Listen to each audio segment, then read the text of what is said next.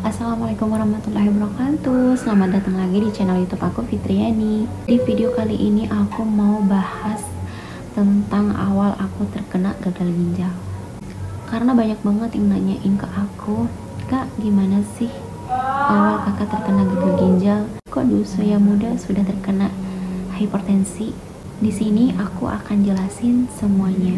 Oke, jadi di sini aku tuh akan ceritain ini pengalaman pribadi aku. Ini juga harus menjadi pelajaran buat kalian. Dulu kebiasaan buruk aku dulu nih, aku akan cerita kebiasaan buruk aku dulu di masa lalu. Aku tuh sering banget begadang. Dulu aku sering banget begadang, bahkan bisa dibilang malam itu aku jadiin siang, siang dijadiin malam ya, kayak gitu. Dan aku dulu itu sangat kurang banget minum air putih. Aku sangat kekurangan minum air putih. Aku dulu suka minum yang botol-botolan gitu, minuman botol-botol, minuman saset kayak gitu. Padahal orang tua aku juga udah sering banget ngingetin. Bahkan aku sempat sampai minumnya tuh ngumpet-ngumpet dari orang tua aku biar nggak ketahuan. Karena memang mereka ngelarang banget aku minum minuman yang manis-manis, yang botol-botol saset itu. Tapi karena aku nakal, jadi ya seperti inilah yang aku rasain sekarang. Jadi yang pertama banget, ya memang belum sama sekali aku tahu itu gejala ginjal. Pertama aku tensi aku tinggi 140. Itu tensi pertama aku yang aku tahu tensinya tinggi. Karena aku memang sebenarnya nggak pernah tensi, nggak pernah cek tensi. Jadi waktu itu cuma karena ada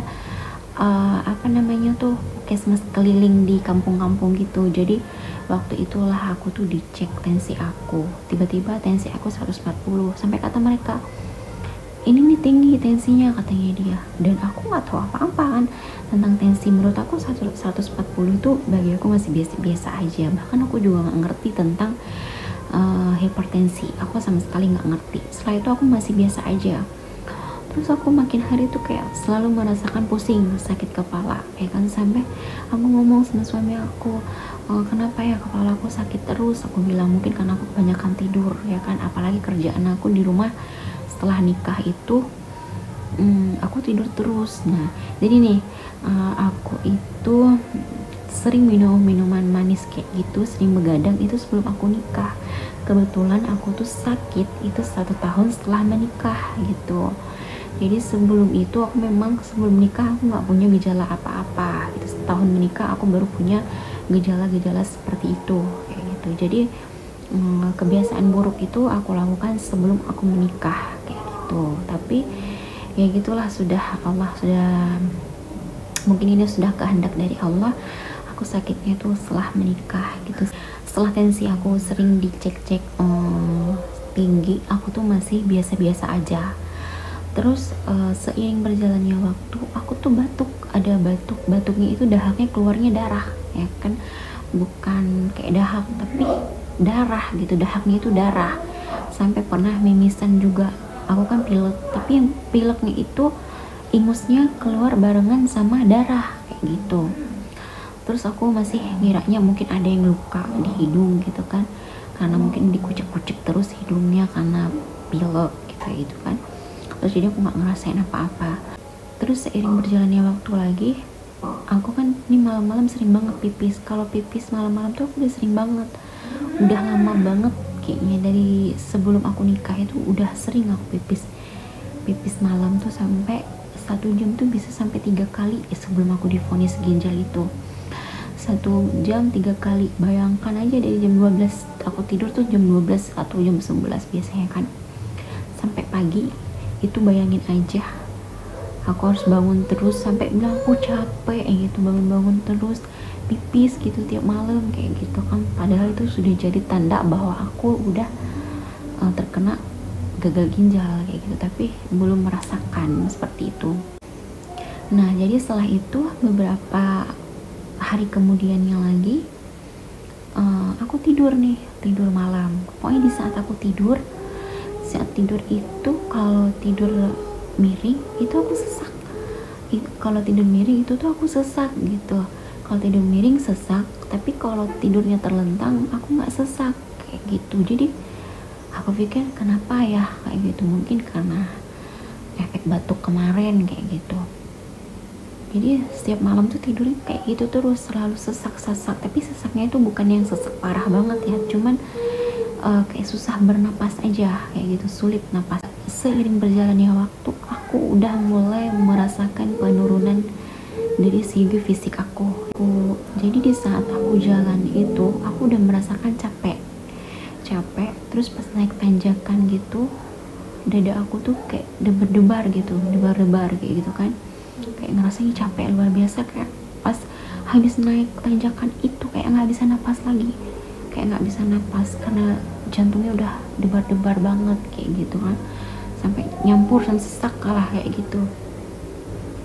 Terus aku masih ngiranya, sampai aku mikirnya kayak kenapa ya masih kayak gitu, masih mikir kayak gitu. Mungkin aku pikir mungkin aku lambung kali ya, kayak gitu kan, aku mikirnya kayak gitu. Terus nggak lama setelah itu aku itu pulang ke rumah orang tua aku. Kebetulan waktu itu kalau nggak salah aku pulang lebaran, kalau nggak salah ya, aku pulang lebaran ke tempat orang tua aku. Nyampe ke sana aku makin parah sesaknya, makin parah sesak, makin parah batuknya, sampai nggak bisa tidur lagi. Akhirnya aku dibawa sama mama aku ke dokter jantung untuk dicek jantung aku. Setelah dicek jantung aku, dikasih pula obat jantung. Setelah minum obat jantung itu, disitulah kondisi aku ngedrop dan sudah nggak bisa ngapa-ngapain lagi. Habis itu aku dirujuk ke rumah sakit dan katanya HB aku 3 gitu, sisa 3 gitu, jadi harus transfusi darah.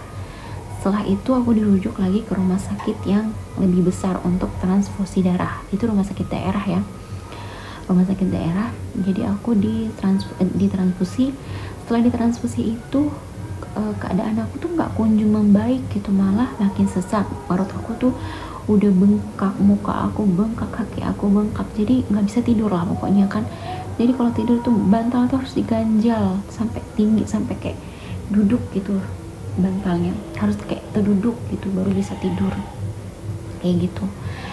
Habis itu karena nggak tahu juga ini sakitnya apa, akhirnya aku di ronsen waktu itu, di USG ginjal aku, dan disitulah aku divonis gagal ginjal. Saat itu aku belum tahu kalau aku udah gagal ginjal, karena kebetulan waktu itu dokternya cuma ngasih tahu sama keluarga ya, terutama pertama dikasih tahu sama suami aku kayak gitu. Setelah itu suami aku memutuskan untuk merujuk ke rumah sakit umum gitu, ke rumah sakit yang lebih besar lagi di tempat aku tinggal sama suami aku kayak gitu, di tempat tinggal suami aku. Setelah itu aku sampai ke rumah sakit umum itu, aku udah nggak sadarkan diri lagi, dan waktu itu katanya aku udah dimasukin ke ruang ICU ya, udah dimasukin ke ruang ICU untuk beberapa malam. Dan waktu itu aku nggak sadarkan diri, jadi aku nggak tahu apa-apa. Aku nggak tahu apa-apa. Aku taunya pas aku tahu kalau aku divonis gagal ginjal itu saat aku sadar dari udah sadar di ruang ICU itu. Setelah aku dimasukin ke ruang rawat inap biasa, di situ aku beberapa hari. Di situ aku merasakan kejang-kejang yang sangat luar biasa ya. Kejangnya itu bisa sampai beberapa kali aku kejangnya, dan di situ aku takut banget, benar-benar takut banget. Ternyata waktu itu racunnya udah naik lagi ke otak aku gitu. Akhirnya aku diputuskan untuk cuci darah lagi, dan sampai akhirnya kondisi aku lumayan stabil. Dan setelah itu aku dirawat lagi sampai hampir 1 bulan dirawat di rumah sakit. Jadi inilah pengalaman pribadi aku tuh pokoknya awal terkena gagal ginjal itu yang aku rasakan sesak, batuk, itu gatal-gatal, terus apa namanya tuh, pusing, darah tinggi sampai 200 lebih. Dan pesan aku buat kalian, jangan lupa minum air putih yang banyak, jaga kesehatan kalian, jangan suka bergadang, pokoknya harus sering-sering kontrol kesehatan kalian ke rumah sakit biar nggak terjadi yang sama seperti yang aku alami kayak gitu. Jadi cukup sekian dulu cerita dari aku.